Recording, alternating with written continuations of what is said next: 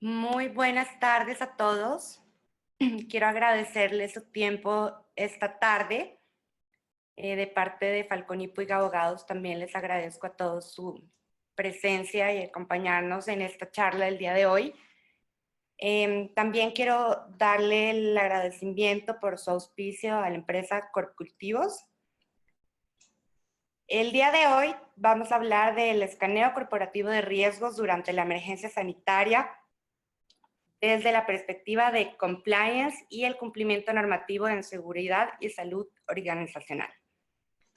Quiero recomendarles que si tienen alguna pregunta, la realicen mediante el módulo preguntas y respuestas y al final, con todo el gusto, tendremos un tiempo para resolver todas las dudas.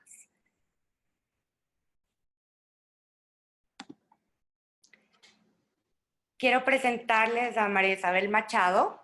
Ella es nuestra nueva directora de nuestro departamento de compliance. Ella va más de 10 años trabajando en Falconi y actualmente desarrolló este departamento. Muchas gracias, Isa. Te doy la palabra.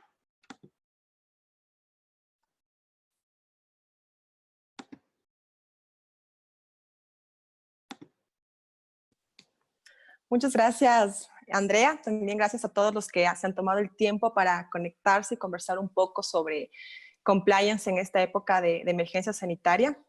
Antes de enfocarnos más en el tema principal de la charla del día de hoy, quería partir por un concepto o una definición de compliance para que todos nos manejemos o tengamos la misma idea al momento de escuchar toda esta conversación. Compliance, entonces, lo podemos definir como el conjunto de procedimientos y buenas prácticas en el cumplimiento normativo. Entendamos este cumplimiento normativo no solo por las regulaciones que tiene o pueda tener una organización en relación a las leyes que tiene que cumplir, acuerdos ministeriales, resoluciones de las autoridades, sino también por los compromisos que la misma organización se los autoimpone, en que va de la mano con los valores que está generando cada una de la organización, acompañado de su código de ética que pueden o no tener todas las organizaciones. En ese sentido, es importante que los programas de compliance vayan asociados o estén asociados con una cultura empresarial de cumplimiento. Es decir, que lo veamos realmente internalizado no solamente con los directores o directivos o administradores de la compañía, sino también con todos los colaboradores y los stakeholders de la organización. Así lo que podemos es garantizar el tratamiento y prevención de riesgos. Por lo general, los programas de compliance han sido identificados solamente para la prevención de delitos, o sea, en la parte penal. Pero como nosotros podemos ver aquí en la gráfica, compliance el alcance es mucho más amplio.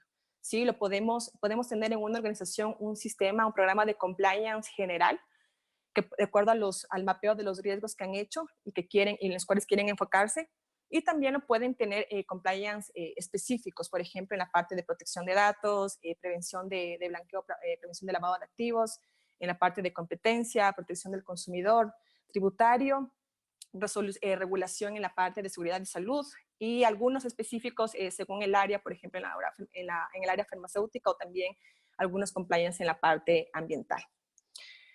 Siguiente, por favor, Andrea. ¿Sí? Entonces, es importante que también tengamos presente que los programas de compliance, como siempre los hemos concebido, se basan en ciertas actividades que tenemos que hacer. Se basan en la prevención, detección, control y en sí gestión de los riesgos. Pero debido a la situación en la que nos encontramos, algunas de las organizaciones pueden pensar que como ha disminuido esta actividad empresarial y se han paralizado los mercados locales y también internacionales, pueden pensar que también ha disminuido estos controles, y en realidad es al contrario. Este es el momento en que la compañía o la organización tiene que implementar mayores controles dentro de la organización para poder prevenir malas prácticas o prácticas indeseables, o que dentro de su mapa de riesgos puedan decirlos como tolerancia cero. Entonces aquí nosotros vemos importante que estos programas de compliance ya pasen a ser unos programas o sistemas de compliance resilientes, es decir, una resiliencia operacional por parte de las organizaciones, donde ya tendríamos que incluir dos etapas dentro de esta gestión de los riesgos, que sería la de respuesta y la de adaptación. que la organización pueda adaptarse a a esa situación de no saber qué esperar por la emergencia sanitaria, esta situación adversa en la que se encuentran y que podamos dar una respuesta mucho más rápida, siempre encaminado en el cumplimiento de la normativa. Entonces, ahorita sí entraríamos en la parte principal de nuestra charla, que es el escaneo corporativo de riesgos durante la emergencia sanitaria. Como veremos en la siguiente lámina, por favor, Andrea, vamos a plantearnos algunas preguntas que las hemos canalizado en 4 ejes principales y que nos van a servir, como mencioné, para dar un paso más allá con nuestros programas de compliance y darle una visión mucho más holística en la parte de salud y enfocarnos en la salud no solo de nuestros colaboradores, sino también de los terceros con los que la organización se pueda involucrar. Es decir, vamos y así poder garantizar una operación mucho más sostenible y de éxito. Entonces vamos a plantearnos 4 ejes, como los vamos a ver ahora. Va a ser en la parte de colaboradores, terceros, stakeholders también, estructura y finanzas. Cada uno de estos puntos, lo que yo voy a hacer es generar preguntas que ustedes se pueden ir contestando ustedes, o sea, para hacernos un autoanálisis, este escaneo corporativo. Entonces, solamente lo voy a plantear como preguntas que ustedes tienen que hacerse ante la situación que están y cómo se están planteando en cómo van a responder en la emergencia sanitaria. Vamos a empezar entonces con colaboradores. Andrea, la siguiente lámina. En colaboradores tenemos algunos puntos principales, es la parte de comunicación, capacitación, objetivos y seguridad y salud en el trabajo. Vamos a partir en este caso preguntándonos, nosotros como organización tenemos identificado a nuestros colaboradores críticos no solo en la parte de la relación, de la función que están desempeñando dentro de nuestra organización, sino también el grado de vulnerabilidad que ellos puedan tener. Vulnerabilidad no solo directa, sino también por las personas que pueden estar bajo su dependencia. Tienen a su cargo niños, tienen a su cargo personas de la tercera edad, personas con algún tipo de discapacidad o algún tipo de enfermedad respiratoria que en esta situación las hacen mucho más vulnerables. Los tenemos identificados dentro de nuestra organización y sabemos cuál es la función exacta que ellos la cumplen. Y si es así, ¿qué pasaría si es que alguno de ellos no pueden estar en la organización o no pueden estar activamente? Tenemos a las personas que puedan reemplazarlos. Ahorita, por lo general, uno de los colaboradores que podamos decir que son colaboradores críticos puede ser el jefe del departamento de sistemas de nuestras organizaciones.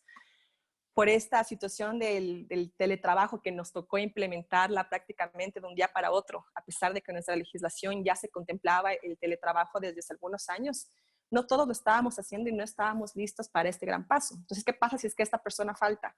¿Quién tiene los accesos? ¿Quién sabe cómo manejar los servidores? Entonces, esas son algunas preguntas que ustedes tienen que hacerse. Y de la mano con el teletrabajo, también pensar, ¿están todos nuestros colaboradores capacitados para trabajar en vía remota? ¿Se ha socializado los protocolos para el teletrabajo? Y una principal pregunta que tenemos que hacernos, ¿tenemos estos protocolos para el teletrabajo y el responsable de manejar el trabajo, la administración, por así decirlo, del personal, lo ha comunicado, lo ha difundido dentro de la organización? ¿Están conscientes los colaboradores de los riesgos a los que pueden verse por dar este teletrabajo en el tema de ciberseguridad? ¿Se están conectando desde redes de internet confiables, son públicas, son propias de ellos? Entonces son algunas, como les digo, preguntas que tenemos que hacernos. Y una de las principales también que los utilizamos dentro de los programas de compliance son los canales de comunicación. En este caso, los canales, por ejemplo, si teníamos implementados canales de denuncias, los estamos utilizando como canales de comunicación directa con nuestros colaboradores. Sabemos en qué situación en verdad se encuentran, situación anímica, por ejemplo. Estamos dando algunas herramientas para que ellos puedan sentirse un poco más aliviados ante el estrés que pueda surgir por esa situación de emergencia sanitaria. Estamos implementando, por ejemplo, a pesar de que va más allá del programa de compliance, ciertas actividades para poder unir más a la organización o darles este alivio, este estrés. Se me ocurre, por ejemplo, clases de yoga, clases de meditación. Son ciertas actividades que nos pueden servir para tener una mayor unión entre tanto la administración de la compañía como nuestros propios colaboradores. Y en la siguiente lámina, lo que vamos a ver ahora es en la parte de terceros. Por favor, Andrea. Aquí, al igual en colaboradores, podemos ver a los clientes y nuestros proveedores. En relación a los clientes y proveedores, también tenemos que identificar cuáles son los críticos. Por ejemplo, tenemos nuestra facturación, principalmente la tenemos en un solo cliente. Es un solo cliente que prácticamente está abasteciendo todos nuestros ingresos dentro de la organización. Y en proveedores, ¿qué pasa con nuestra cadena de suministros? Tenemos un solo o pocos proveedores que nos dan estos productos o servicios que son críticos para garantizar la continuidad de nuestro negocio. Hemos analizado posibles sustitutos de estos proveedores. Entonces, estos proveedores y clientes críticos es importante que los tengamos bien identificados dentro de nuestra organización. Y a su vez también saber cuál es la situación en la que ellos se encuentran, cómo están afrontando la crisis, es que tienen algún plan de manejo de crisis, protocolos de bioseguridad. ¿Por qué menciono aquí protocolos de bioseguridad? Conocemos si es que nuestros proveedores los están implementando. ¿Cómo son los productos que nos están llegando a nosotros? ¿Están teniendo sus empleados los trajes de bioseguridad, máscaras, guantes? Entonces, toda esta es información que nosotros tendríamos que estar solicitando por parte de estos terceros. Y una de las principales también en este caso es el tema del cumplimiento de las obligaciones nosotros como, por ejemplo, hacia nuestros clientes y también nuestros proveedores hacia nosotros. Hemos mapeado o tenemos un inventario de los contratos que tiene la organización actualmente, en qué parte están siendo ejecutados. Tenemos incluido cláusulas de determinación por fuerza mayor. Hemos incluido penalidades por incumplimiento hacia nuestros proveedores o nuestros clientes nos han incluido a nosotros estas penalidades. Tenemos que pagar alguna indemnización por un incumplimiento parcial o total de nuestras obligaciones. Y por último también, ¿por qué no incluir en este caso, hacer un análisis de qué está haciendo la competencia? Puede ser no importante, pero lo incluimos dentro de aquí de nuestro segundo eje de acción. Y en el siguiente vamos a ver finanzas. Finanzas aquí también preguntémonos en relación a los controles anticorrupción que hemos implementado en nuestra compañía, en nuestra organización. ¿Están identificados quiénes son los responsables de los pagos? ¿Quiénes son los autorizados para hacer los pagos? Si seguimos trabajando con firmas dentro de nuestras cuentas. ¿Quién se encarga en realidad del manejo de los flujos que están ingresando a la compañía? Y en la parte de seguros, hemos también, al igual que en los contratos, hecho un inventario de los seguros que tenemos ahorita, en qué estado están nuestras pólizas y cuál es el alcance o las coberturas que podemos tener con ellos. Y también una revisión de nuestro presupuesto anual, que la mayoría de las organizaciones ya nos hemos tenido que plantear cómo tenemos que reestructurar este presupuesto. Tenemos que incluir o estamos ya previendo todos los gastos en que va a incurrir la organización por la adaptación de los lugares o el lugar de trabajo o los implementos de bioseguridad que tenemos que entregar a nuestros colaboradores. Se los dejo también como algunas inquietudes. Y para finalizar, vamos al cuarto eje, que es estructura. Aquí lo hemos dividido en parte, tanto la estructura, no solamente en la parte física, sino también en la parte de software y de talento de la organización.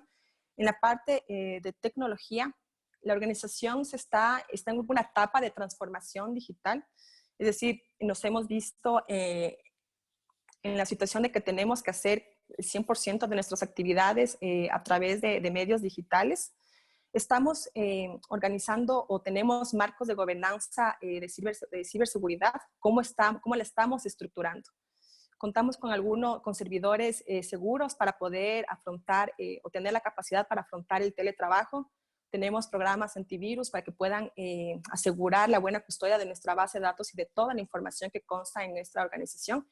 Que no puede ser, que no siempre es información propia, ¿no? También es información tanto de nuestros clientes y de nuestros proveedores. Y también, como ya lo mencioné, es una adecuación del espacio físico del lugar de trabajo. Tenemos implementados protocolos de higiene y de sanitización. Si bien va a llegar en un momento en que vamos a cambiar de un semáforo rojo a un semáforo amarillo, a un semáforo verde, debemos ser conscientes de que no siempre va a poder estar todos los colaboradores dentro de nuestras oficinas o del lugar de trabajo.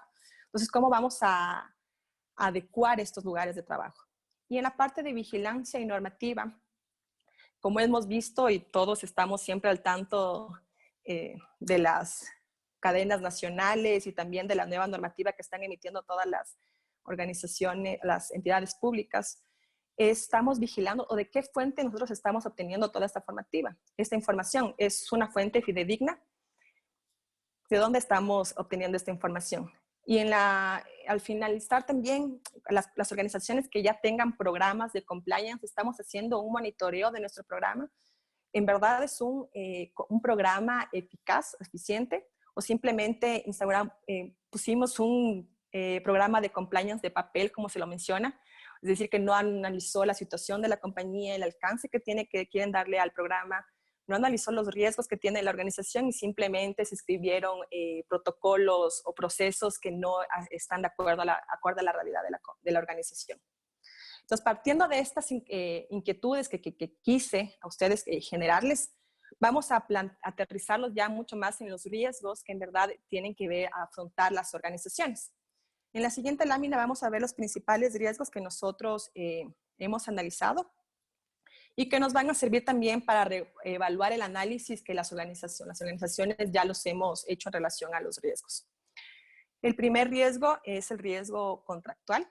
Aquí tenemos que analizar si es que hicimos algún cálculo en la parte del impacto legal que puede tener el incumplimiento de algún contrato. Es decir, por lo general en compliance lo que hacemos es hacer un mapa de los posibles impactos que pueden tener los incumplimientos en relación a la probabilidad de que ocurran. Podemos manejarnos varios escenarios de poco probable, la situación actual o el caso mucho más grave para la organización.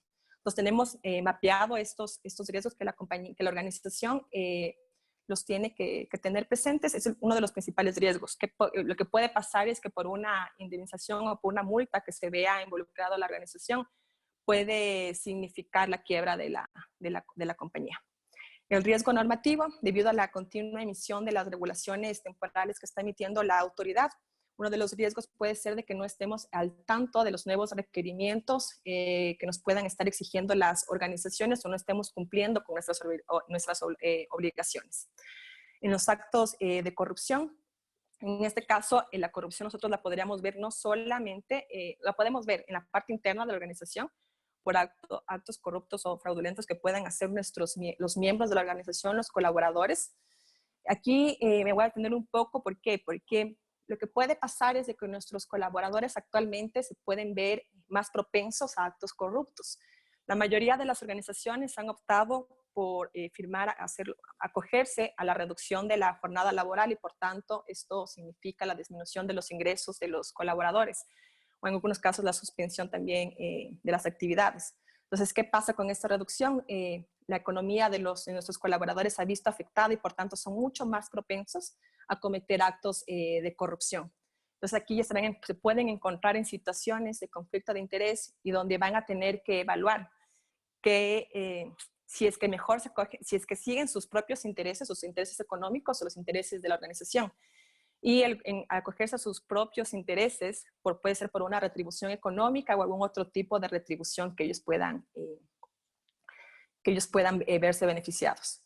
Y también aquí en corrupción, como ustedes bien lo saben, podemos ver algunos en los procesos de contratación, tanto público o privada, por el sobreprecio que se puede imponer a ciertos productos o servicios. Y aquí, obviamente, lo que va de la mano con el riesgo reputacional de la organización. En el riesgo laboral, principalmente, como ya lo hemos mencionado, es el riesgo de incumplimiento de las obligaciones como empleadores hacia nuestros colaboradores en el pago de sus retribuciones o cumplir con los acuerdos con los que se hayan firmado con ellos.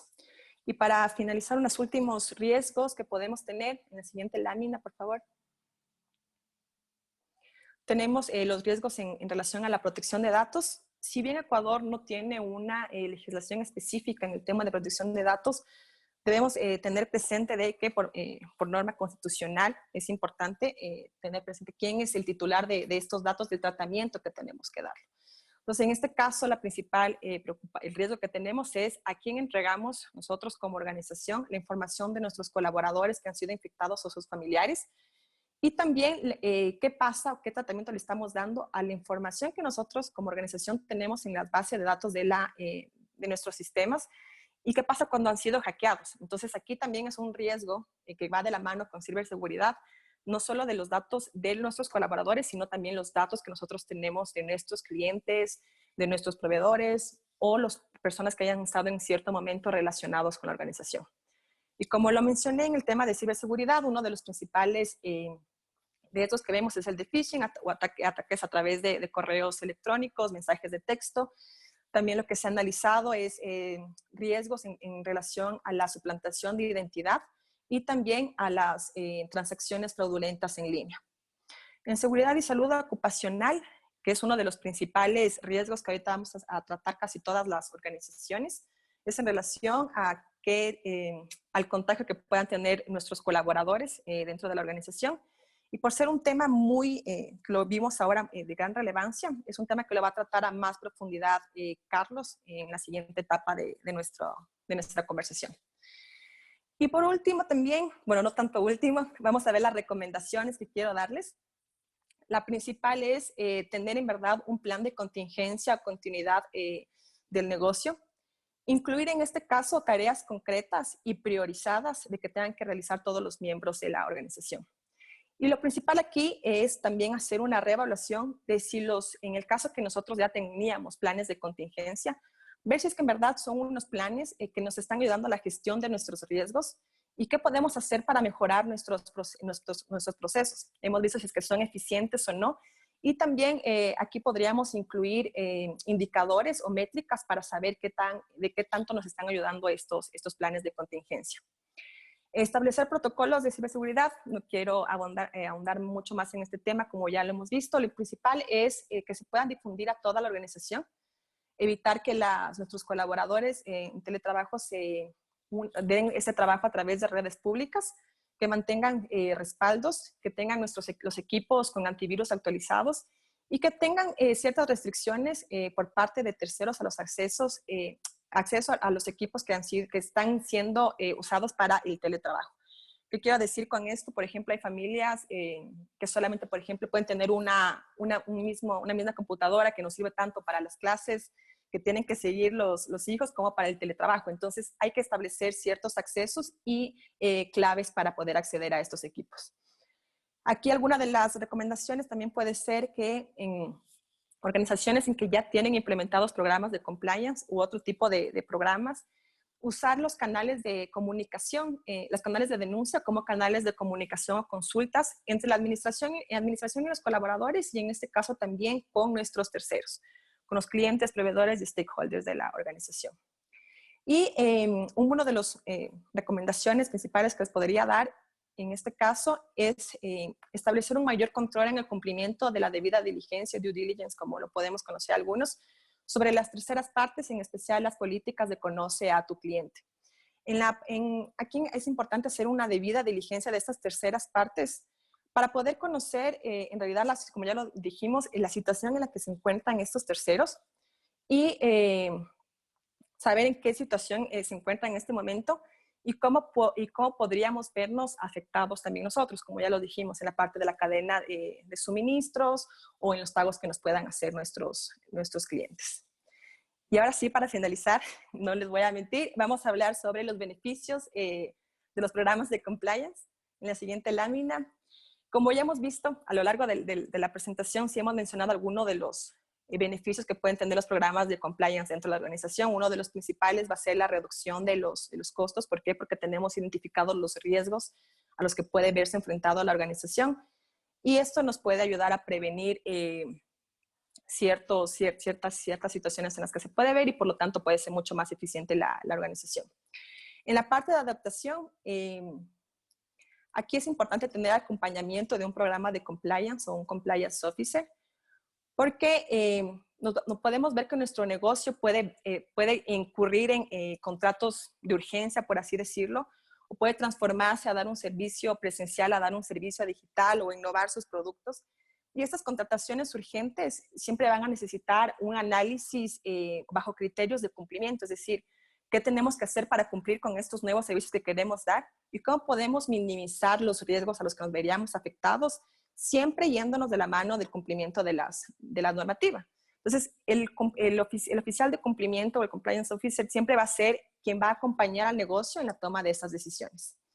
Y por último, evitar sanciones, obviamente, y un eximente. Aquí me he permitido incluir eximente porque en otras jurisdicciones los programas de cumplimiento, de compliance, pueden servir en la parte de sanciones penales, que puedan servir como un eximente. Y en otras jurisdicciones, por ejemplo, como la Argentina, nos puede servir como uno de los requisitos para que los proveedores puedan contratar con el Estado. Bueno, a lo largo, hasta aquí vamos a hablar en este tema. Nosotros vamos a empezar a también enviarles ciertos correos con más información sobre programas de compliance, análisis de riesgos, para que ustedes también vayan familiarizándose con este tipo de programas y puedan ver los beneficios que les pueden dar dentro de sus organizaciones. Al final vamos a responder algunas de sus preguntas y ahora los dejo con Carlos. Muchas gracias. Muchas gracias, Isa, por toda tu presentación. Creo que nos quedó muy claro a todos cómo realizar este análisis desde el punto de vista de compliance ante esta crisis que todos estamos afrontando. Para comentarles que posterior a esta charla les vamos a enviar en un correo una pequeña encuesta para que ustedes, en base a las preguntas que realizó Isa anteriormente, puedan responderle y puedan ver más o menos un análisis de cómo están en este sentido. Voy a seguir a presentarles al ingeniero Carlos Cárdenas. Él es técnico en seguridad de salud ocupacional. Él es especializado en procesos de responsabilidad patronal con riesgos de trabajo en el IES. Por más de 15 años ha tenido experiencia en varios sectores empresariales, agroindustrial, metalmecánico, construcción, servicios y más. Y actualmente fija su apoyo a la dirección para garantizar la operación efectiva de las organizaciones con un enfoque hacia la prevención. Él es nuestro técnico del Departamento de Salud y Seguridad Organizacional. Gracias, Carlos, por tu presencia el día de hoy y te doy la palabra. Andreita, buenas tardes con todos. Agradezco su interés y su participación en esta temática que es tan importante hoy por hoy y que va a ser un antes y después en la vida institucional de las empresas y del diario vivir de nosotros, ¿no? A nivel particular y a nivel profesional. Voy a hacer un análisis, ¿sí? De los requisitos legales en términos de seguridad y salud para todas las empresas. Y posteriormente voy a aterrizar en los aspectos de la situación actual, de esta situación del contagio de COVID, ¿sí? Y cuáles son los puntos y los requisitos que deben cumplir las empresas para evitar o para minimizar el contagio de COVID con sus trabajadores y colaboradores. Los requisitos legales de seguridad y salud actualmente en el país, ¿sí? Parten de ciertos requisitos emitidos por el Ministerio de Trabajo y conjuntamente también con riesgos de trabajo del IES. Inicialmente, y de acuerdo al número de trabajadores, ¿sí? Se pone de manifiesto la necesidad de una unidad de higiene y seguridad a cargo de un técnico de seguridad industrial y un médico ocupacional. Esto estamos hablando de empresas que sobrepasan las 100 personas afiliadas. Puede venir la pregunta de qué pasa a las empresas que tienen menos de 100 trabajadores. Ahí tiene que ver una relación íntima entre el número de trabajadores, ¿sí? Y el tipo de riesgo que estamos hablando. Es decir, empresas metalmecánicas, que es el riesgo, hay un sinnúmero de riesgos inherentes a estas actividades. Tiene que también asegurarse una unidad de seguridad y higiene con la óptica de prevención de accidentes y de enfermedades ocupacionales, técnico de seguridad y médico ocupacional como eje de la prevención institucional. La base de todo el sistema de gestión de seguridad y salud es el reglamento de higiene y seguridad, que son aplicables para empresas que tienen afiliados a partir de 10 trabajadores. que básicamente es la intención de la organización que resulta en el compromiso de los recursos que garantiza la dirección para el cumplimiento de todos los planes emitidos por la Unidad de Seguridad y Higiene. La matriz de identificación de riesgos, sí, que se lo realiza mediante una identificación general de cuáles son los riesgos inherentes a las actividades base, ¿no? De la cadena de valor de las instituciones. Voy a detenerme un poco ahí. ¿Cuáles son las sugerencias mediante las guías de implementación de la prevención de contagios mediante riesgos del IES del Ministerio de Trabajo? Es de que dentro de la matriz de identificación de riesgos, aparte de la priorización de los riesgos específicos de las actividades, se tiene que incluir el riesgo biológico ya de por sí, el riesgo biológico del contagio de COVID. Entonces, ¿esto qué quiere decir? Que la organización debe cumplir con parámetros, con protocolos, con guías para evitar, ¿sí? Para evitar o para mitigar el riesgo de contagio de sus colaboradores cuando ya vayan a retomar sus actividades. Entonces, eso es muy importante. Y hay que tomar también en cuenta que estas matrices de riesgos, que los reglamentos, que todos estos documentos y registros y gestiones tienen que ser declarados ante el Ministerio de Trabajo mediante el Sistema Único de Trabajo, que después ya lo vamos a describir un poco. Organismos paritarios, que son un grupo de trabajadores que son representantes de sus trabajadores, delegados por los trabajadores y también por la dirección, que tienen ciertas responsabilidades que dan un apoyo muy cercano a la unidad de seguridad y higiene. Planes de capacitación inherentes a los riesgos identificados, que prácticamente es del 50 y 60% de la labor y la gestión de seguridad y salud, la elaboración y la implementación de planes de capacitación. Siguiente, por favor. Perfecto.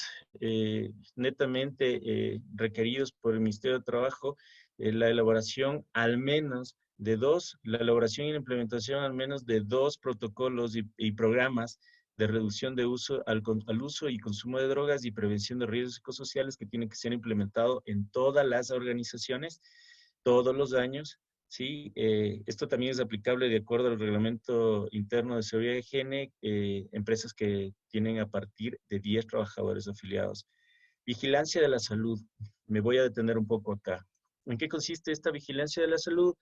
En el seguimiento médico, en los exámenes ocupacionales que son resultantes de la identificación de riesgo y que aterriza sobre las historias clínicas ocupacionales que tienen que ser renovadas todos los años, actualizadas, y los famosos certificados de aptitud. Estos certificados de aptitud son claves en procesos de investigación de responsabilidad patronal, ¿sí? Son importantísimos, en los cuales después de los exámenes ocupacionales, después de la descripción de la historia clínica ocupacional, al final el médico ocupacional concluye mediante este certificado de que la persona o grupo de personas, es un documento individual, ¿no? Que la persona es apta física o anatómicamente para desempeñar tal cargo, ¿sí? Y posteriormente todos los años se lo tiene que emitir. En caso de que haya un accidente laboral y con cierta responsabilidad patronal, lo que esta persona no haya quedado bien o haya desarrollado una incapacidad temporal o permanente, automáticamente Riesgos del IES inicia un proceso de investigación para demostrar responsabilidad patronal, el cual el certificado de aptitud básicamente es el 40 al 50% de la gestión de respuesta de la organización para demostrar que se ha hecho gestión en seguridad y salud. El plan de emergencia y contingencia, que son planes, ¿sí? En caso de riesgos a nivel general, mediante una evaluación de gestión de riesgos, que se toma algunas metodologías. Hay muchos profesionales que solo hacen y solo utilizan metodologías para riesgo de incendios, pero se tiene que tomar metodologías para, mediante el análisis real de la organización y los que están interactuando en el predio, ¿no? Si es que la organización tuviera una matriz y varias sucursales, tendrían que hacerse planes de emergencia para cada uno de los predios. y no necesariamente tienen que ser los mismos, firmados por técnicos de seguridad y salud, que es importantísimo, ¿sí? Porque en el caso de que hubiera un siniestro o alguna situación no contemplada, las personas que responden sobre la buena o mala ejecución de este plan de emergencia son los técnicos que elaboraron y capacitaron e implementaron estos planes de emergencia. Eh, Todos estos documentos y registros que les digo anteriormente tienen que ser registrados en el Sistema Único de Trabajo, que es un sistema en donde el Ministerio de Trabajo hace la gestión de revisión y asegura, o sea, en cierta manera, asegura que las organizaciones tengan cubierto estos requisitos. Lastimosamente, es una institución de control que carece de personal y, y hace un control básico. La idea para crear cultura de prevención en el país es de que esta institución realice presencias en las empresas, ¿sí? Para verificar que toda esta información, aparte de que sea levantada, sea implementada en sus trabajadores. Siguiente, por favor. Eh, y ahí viene, quise poner esta plantilla de qué es lo que representa a las organizaciones los accidentes y las enfermedades ocupacionales. Hay muchos clientes que a mí me llaman y me preguntan, me dice, Carlos, ¿cuánto en dinero a mí me representaría no tener registrado todos estos documentos, de todas estas evaluaciones en el Sistema Único de Trabajo?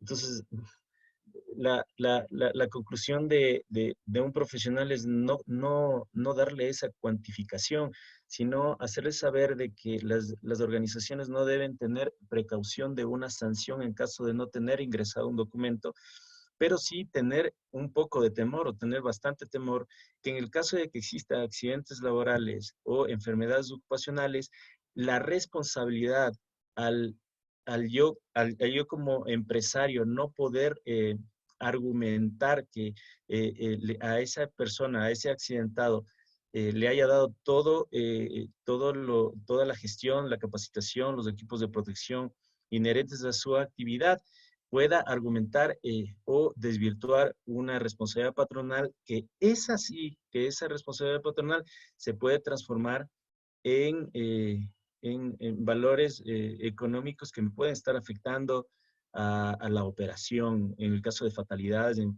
el caso de desmembramientos, la responsabilidad es fuerte, ¿sí? Entonces, si es que yo veo como empresario tal vez un ahorro y de no tener el equipo adecuado para que pueda tener implementado todo este sistema de gestión, tendría que hacer un análisis de cuál es el costo de beneficio y cuál sería la responsabilidad mía como responsable de la dirección ante posibles accidentes de trabajo, enfermedades ocupacionales que no estén controladas.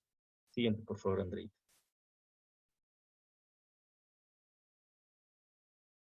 En virtud de esto, mi presentación va a estar fijada en 3 etapas. La primera, que son una breve descripción de cuáles son los requisitos en seguridad y salud ante el Ministerio de Trabajo, con un énfasis en el tema de accidentes y enfermedades ocupacionales. Y posteriormente, ¿sí? En una segunda etapa, cuál es el antecedente normativo que ahorita estamos viviendo, ¿sí? Relacionado al contagio del coronavirus COVID-19. Siguiente, Ana.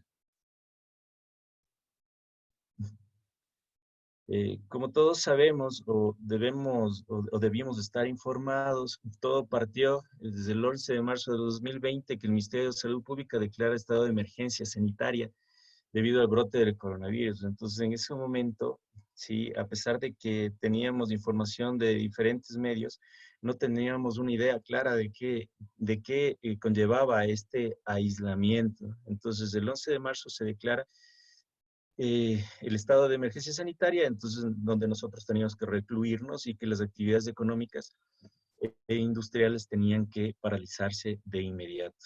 Posteriormente, el 12 de marzo de 2020, el Ministerio de Trabajo expidió las directrices para la aplicación del teletrabajo emergente durante la declaratoria de emergencia. En esta situación, a pesar de que era una actividad era una opción, sí, aterrizaba sobre el 30 al 40% de todas las industrias a nivel nacional Y aparte no hubo una adecuada comunicación.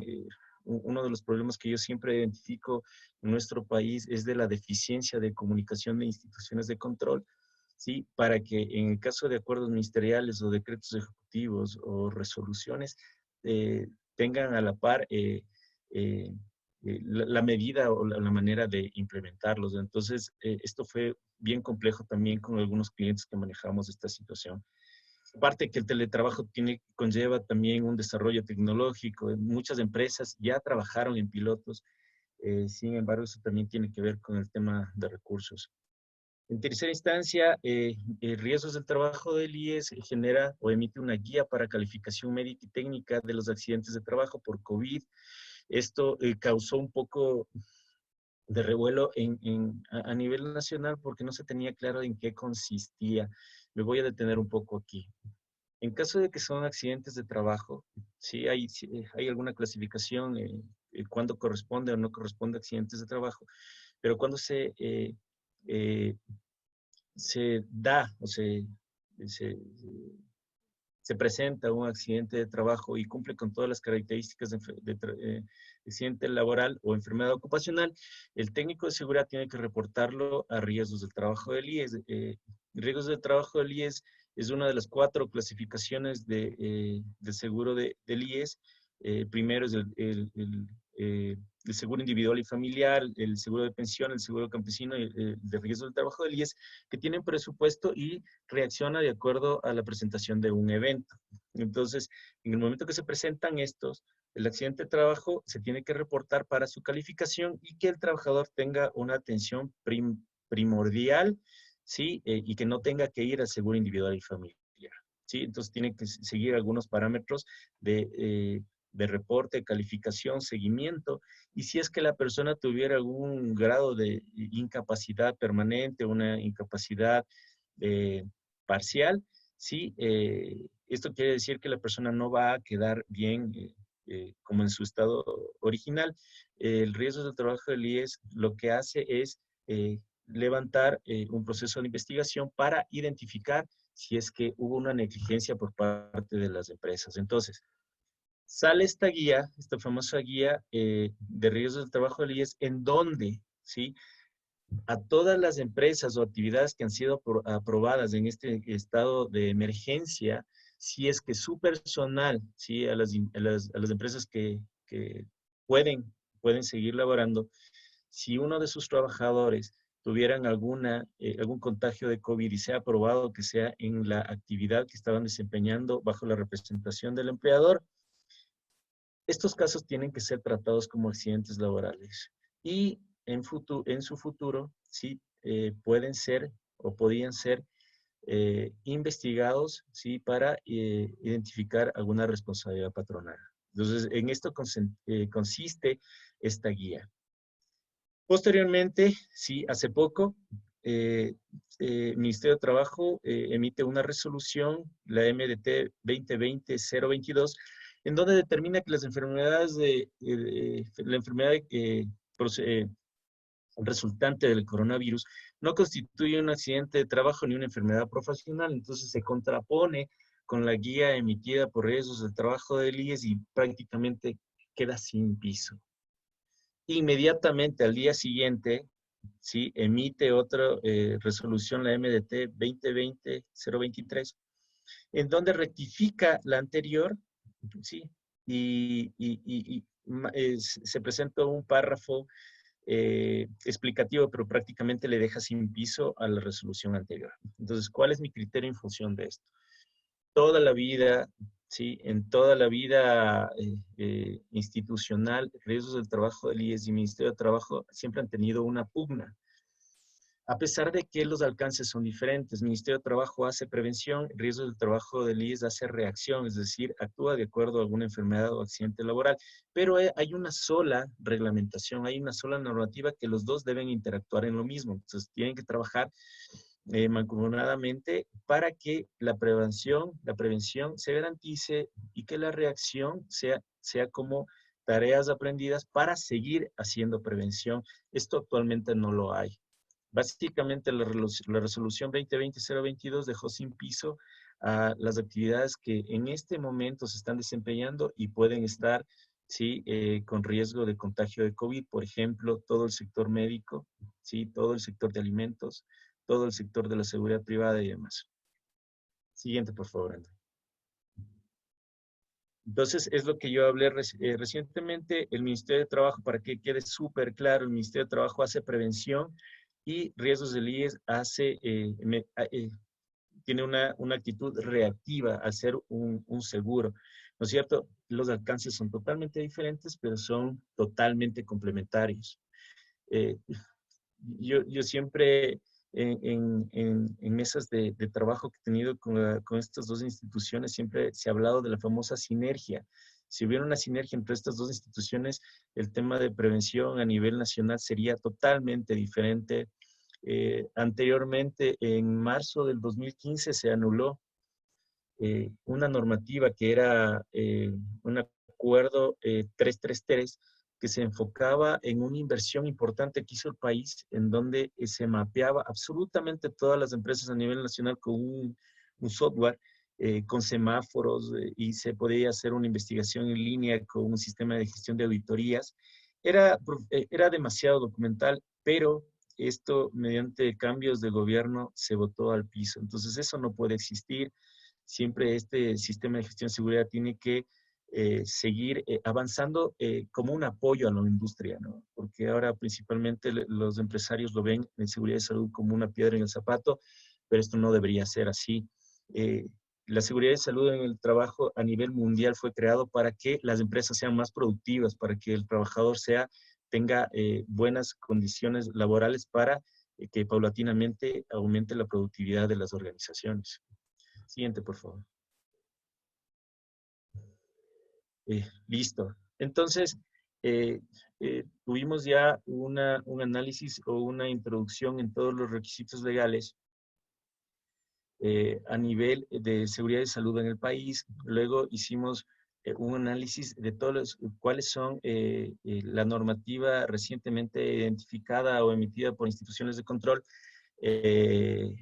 que recién nos hemos enterado y hemos tratado de analizarlo para retomar las actividades.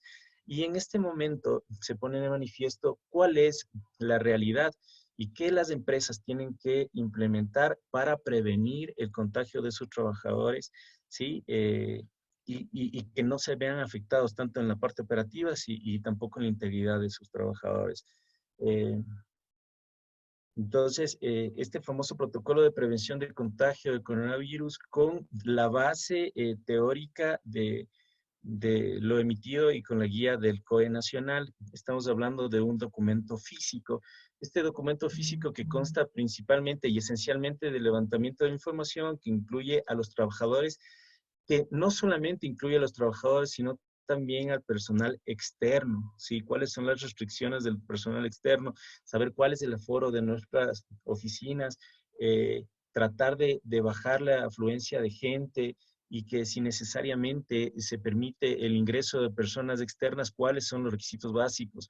Como decía anteriormente María Isabel, poner de manifiesto que cuando ya se retomen actividades, ¿cuáles son los protocolos que nuestros sectores de interés deben cumplir para interactuar con nosotros, ¿sí?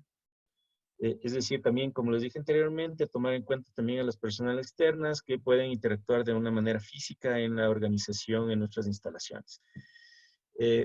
También otro punto importantísimo también es, de acuerdo a la formalidad o informalidad de las organizaciones, yo debo tener claramente identificado cuáles son los procesos claves que van a estar en actividad o van a retomar actividades. A esos procesos claves yo tengo que incluirle cuáles son los controles y las restricciones para la prevención de contagio. Esta es una parte muy importante en la elaboración, la identificación de mi documento final, el cual va a ser implementado. Como tercer punto, es un detalle cuáles son mi grupo de personas vulnerables. Al final vamos a hacer un desarrollo en el seguimiento médico periódico de las personas, en la cual yo tengo que describir cuál es mi grupo vulnerable. Este grupo vulnerable serán las personas que al final van a retomar actividad en la medida de lo posible y que si es que ellos ya inmediatamente lo pueden hacer o lo deban hacer, van a constituir al recurso humano que va a ser más protegido, va a ser aislado de una mejor manera, porque en el caso de contagio es mucho más fuerte la consecuencia que puede ser sobre esta persona. Y ojo, actualmente, en este momento, la legislación emitida, de acuerdo a lo que hablamos anteriormente, si es que hay algún contagio, ¿sí? Al retomar actividades se tiene que trabajar o se lo tiene que reportar a riesgo de IES e inmediatamente puede haber una responsabilidad patronal para la organización. Posteriormente, yo sé, para los empresarios me van a decir, pero si es que hay un contagio en las casas o hay un contagio en el transporte que no está dentro del control de la organización, puede ser también reportable. Sí, podemos un poco discutir al respecto para decirles cuál es mi criterio. En este documento también se describirá cuáles son los equipos de protección personal solamente inherentes a las actividades y a la prevención de contagio de coronavirus. No tiene nada que ver los equipos de protección para riesgos mecánicos, para prohibición de partículas o equipos de protección para trabajos de soldadura, nada más. Específicamente a el riesgo de contagio de coronavirus. La disposición de recursos, que esto es importantísimo. Todo este compendio de análisis resultará en cuál es el presupuesto que la organización tiene que destinar para la implementación de este protocolo.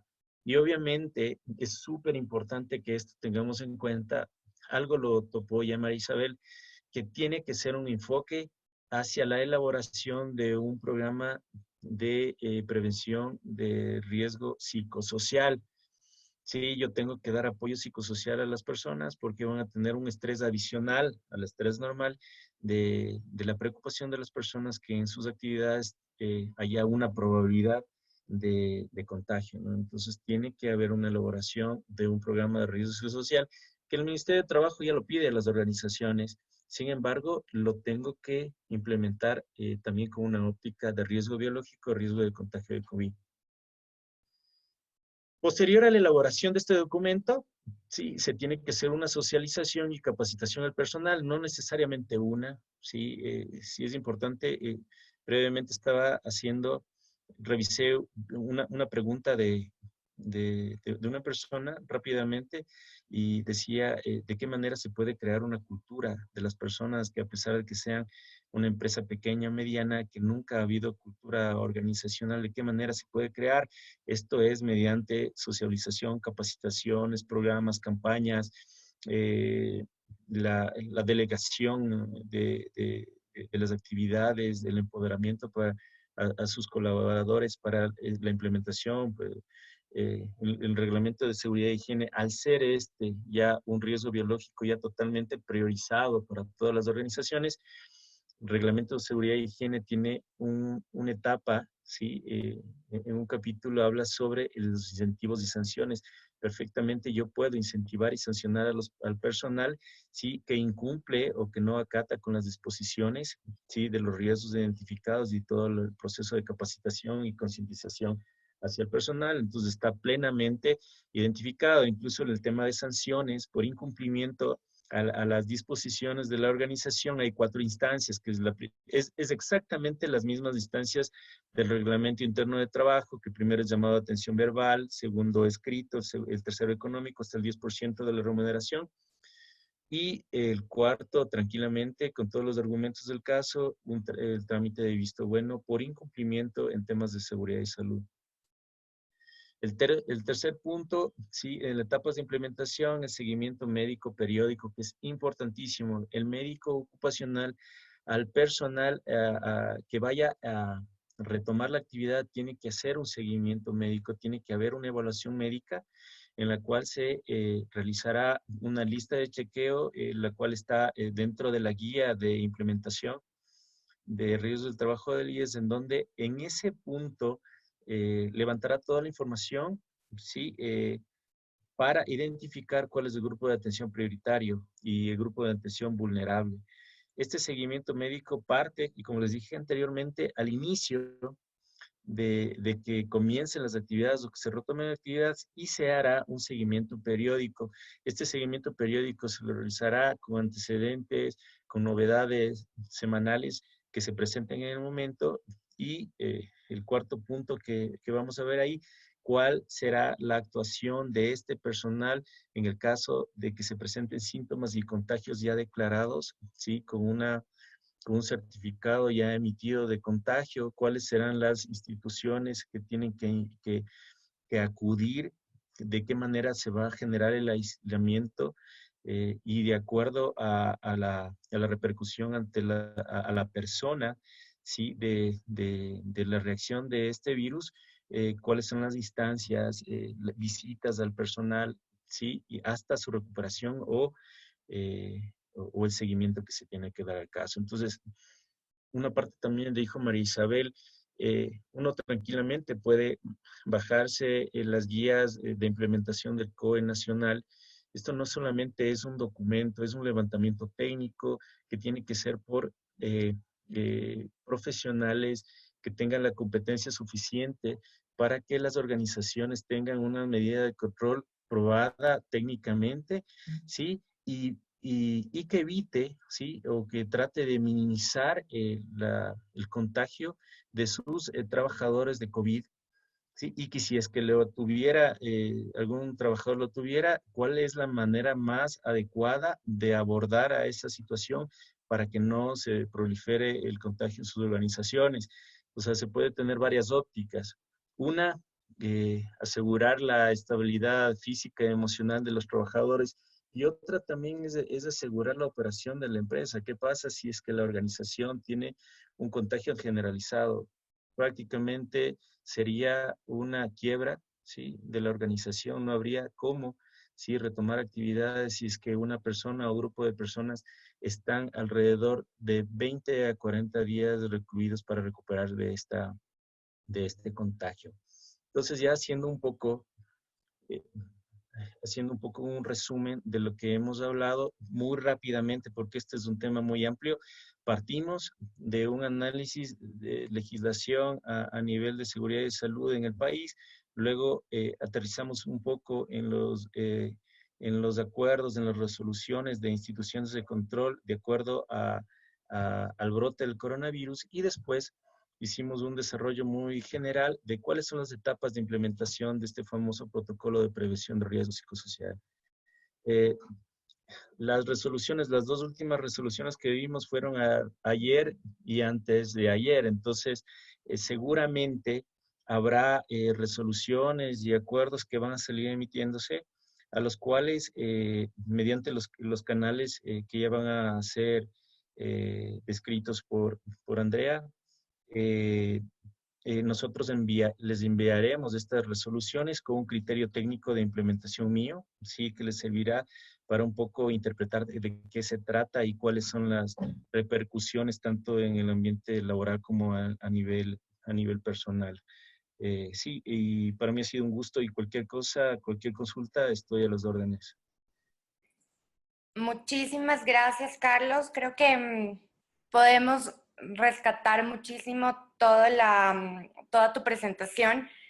Sobre todo quiero hacer énfasis en algo muy importante que dijiste, que es el procurar asesorarse de profesionales a la hora de tomar acciones frente a una emergencia tan difícil por la cual estamos atravesando. Entonces, te agradezco muchísimo. Voy a proceder con las preguntas y antes de ir a las preguntas, quiero hacer un énfasis también en lo que tú acabas de comentar. Todas las siguientes actualizaciones y leyes y demás cosas que aparezcan respecto a este tema, lo vamos a ir divulgando tanto por nuestras redes sociales como por vía mailing a todas las personas que se inscribieron en este webinar. Entonces, no se preocupen que los mantendremos al tanto y también comentarles que nuestros servicios están a la orden para cualquier duda. María Isabel y Carlos están a su disposición. Muchas gracias. Voy a proceder con una pregunta para Isabel. ¿Qué tan factible puede ser implementar programas de compliance en pymes, considerando que que tienen bajo presupuesto para este tipo de operaciones?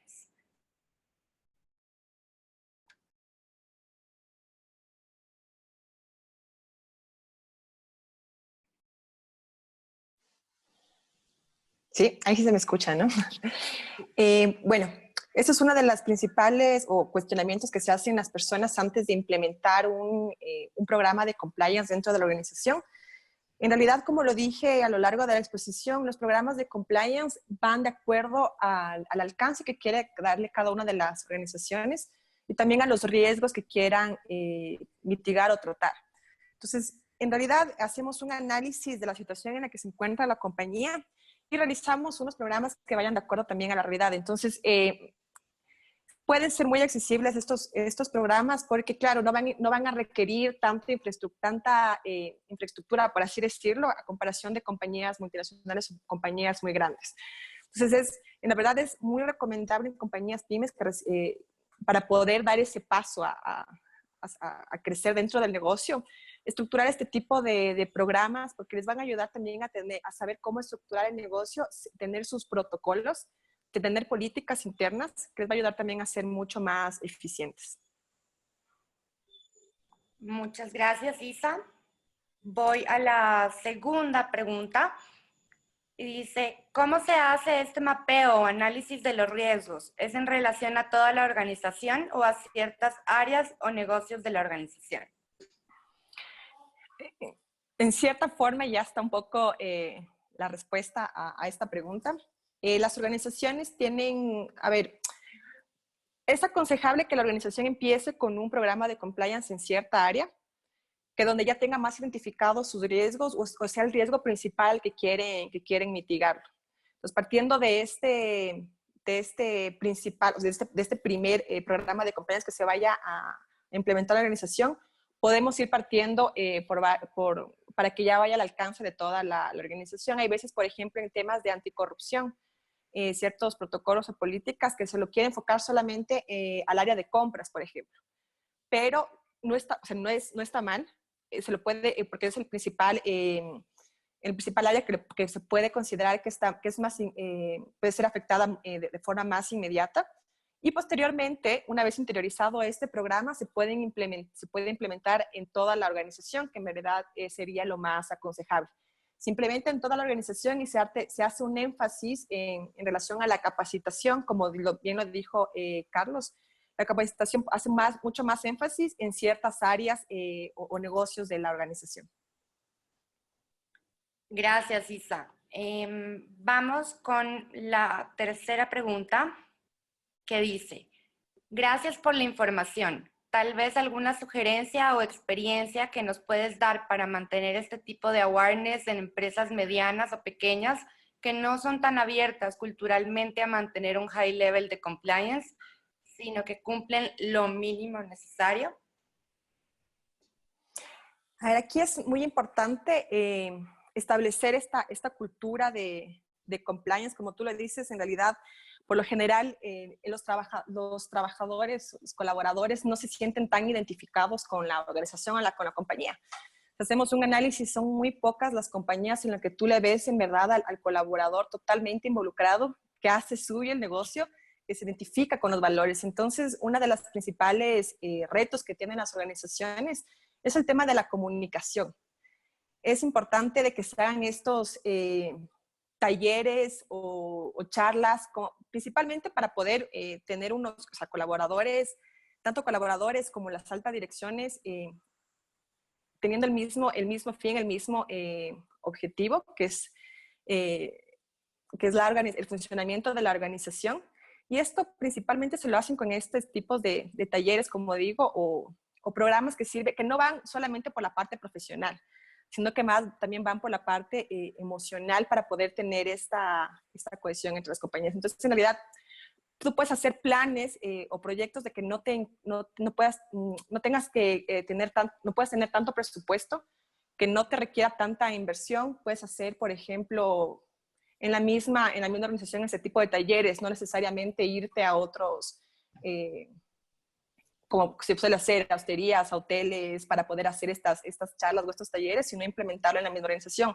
Trabajar, por ejemplo, con el área de marketing para saber también cómo comunicarte, enviando correos internos a los colaboradores, colocar, por ejemplo, carteles dentro de la misma organización con información, por ejemplo, recordándoles cuáles son los valores de la compañía, cuáles son los canales o cómo pueden contactarte, para que también vean, no vean al administrador como alguien con quien no tienen este acceso, sino que también lo vean alguien, un amigo o un compañero con quien pueden abrirse sin ningún problema dentro de la organización.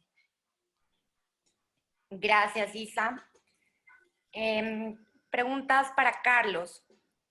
¿Usted considera que el contagio de los médicos del país es correcto considerarlo un accidente de trabajo? A ver, aquí hay un tema de interpretación, o sea, muchas personas lo interpretan así. De por sí no es un accidente laboral, no es una enfermedad ocupacional, pero es un canal, ¿sí? ¿De qué manera está orientado a que se lo trate como tal?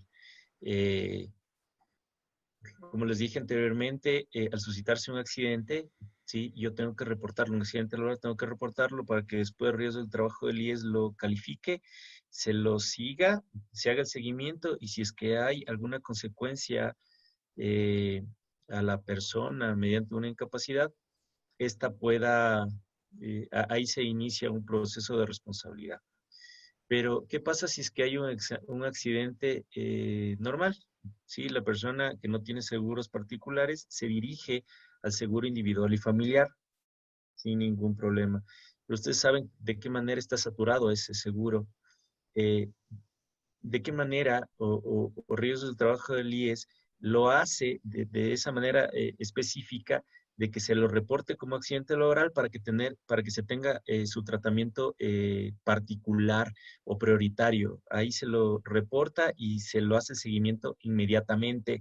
No se tiene que sacar turnos adicionales con un lapso de espera increíble para especialización. Ese es directo.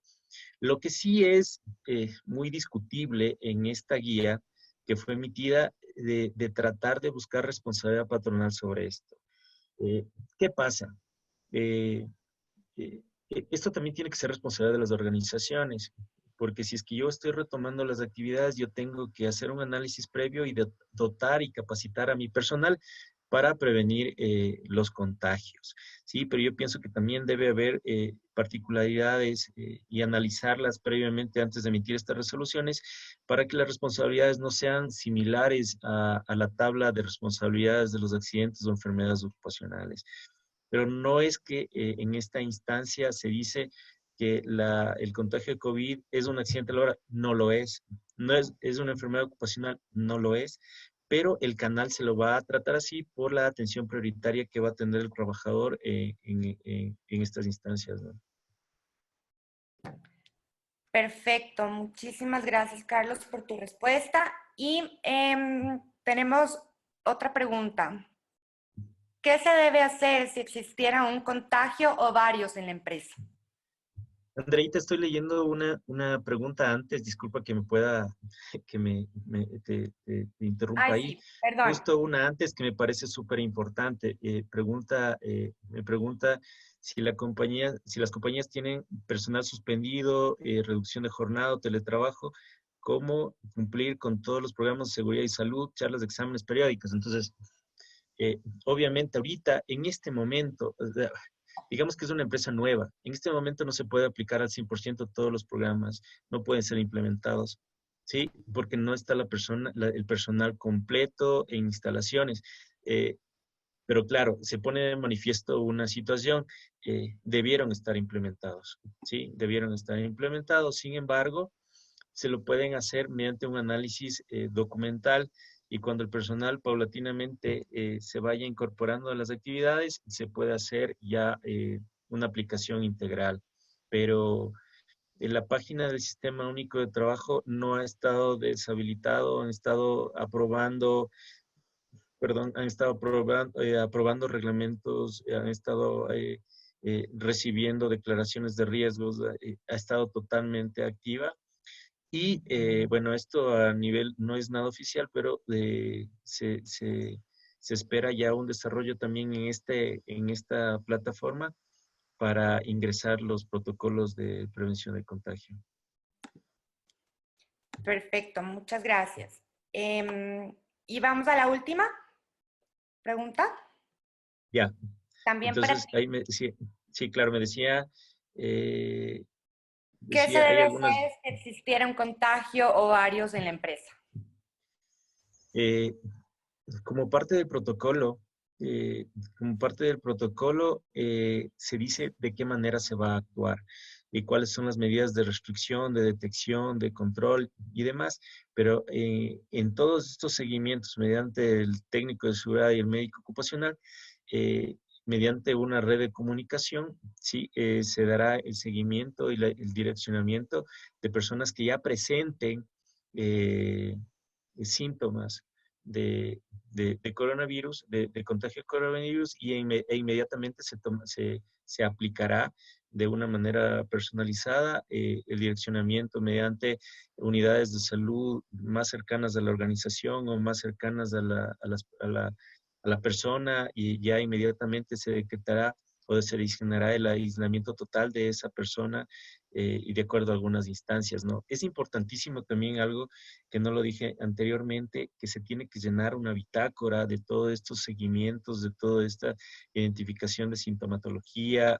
de fiebre o de toma de temperatura del personal, ¿sí? Porque como les dije anteriormente y relacionado a la pregunta anterior, yo tengo que evidenciar ante la institución de control que yo he seguido todos los parámetros de identificación y que si es que en algún momento hubo o se da algún contagio, de qué manera yo lo he canalizado para la atención, la verificación y si es que ya hay el contagio, el direccionamiento mediante el Ministerio de Salud Pública o IES en la aplicación y el control de esa persona y a su vez mediante la guía que ya vimos anteriormente en la notificación y el reporte como accidente laboral.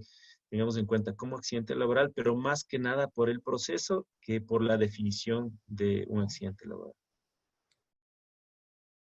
Perfecto, Carlos. Agradecemos muchísimo tus respuestas. Las preguntas que quedaron pendientes a ser respondidas, nos dirigiremos vía correo electrónico a cada uno de ustedes, ya que en el mail que les vamos a responder, con la información que ya les comenté anteriormente, este cuestionario en el que ustedes pueden analizar cuál es su estatus actual en temas de compliance frente a la emergencia actual y todas las normativas que vamos a ir implementando con el análisis técnico de Carlos.